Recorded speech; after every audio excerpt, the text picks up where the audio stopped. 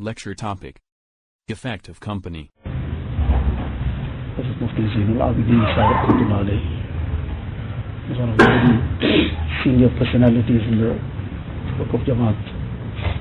Come to South Africa many times. So once he was travelling by train and it was an extremely hot day. Now we were probably travelling in a non-air conditioned coach, so it was extremely hot.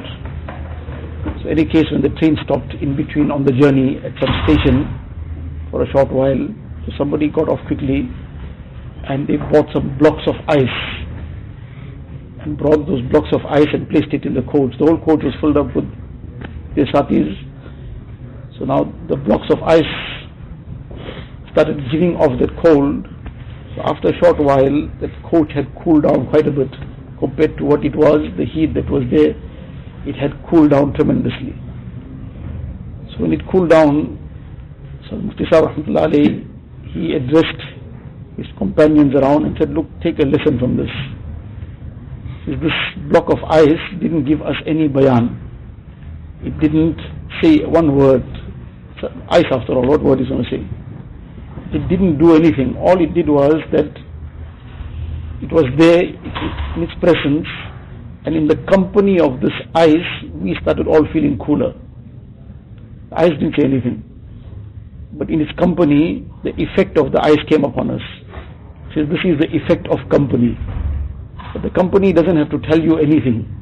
The company doesn't have to give you one big bayan. The company doesn't have to encourage you formally to do something, whether it's good, whether it's bad. Merely being in that company, you are going to get affected, whether you like it or not. Whether it's something good, alhamdulillah, and if it's something negative, that too you are not going to be able to avoid it. The company will leave its mark. So if it's good company, then that will be very good, because alhamdulillah, the good company, the good effect of that will, even if a person is trying to resist it, but that will still come. And likewise, the bad company, he will not be able to refrain and keep himself away from the effect of that company. Something or the other will affect him. And sometimes one line, somebody said something, that one line will stick in his mind. That one line might topple him. That one line might just cause a whole deviation in all his actions, in his words, in his deeds, Allah knows best what not. So this company is not to be just taken for granted. So a person has to be very, very conscious about who he joins. Now especially whether it's in the madrasa, whether it's outside.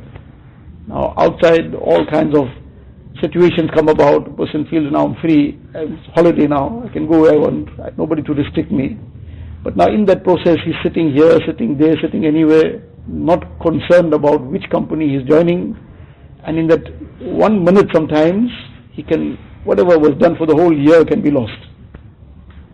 So this is the very important aspect about company. No matter how much it's emphasized, it will still be very inadequate. So we need to think carefully before we take any step in this regard, what company we join. And company, as mentioned many times before, is not confined to human company. Even the device company, people think that now I'm safe, I'm not in the company of people, but that can be even worse. If a person is not controlling himself, he's just going anywhere and everywhere, that can be far worse than joining in even people. So company, al-mar'u ala dini khalilihi. Islam says a person will follow the way of his friend. So beware of who you befriend. Allah Ta'ala give us. अल्लाह अल्लाह कैसा प्यारा नाम है, आशिकों का मीना और जाम है।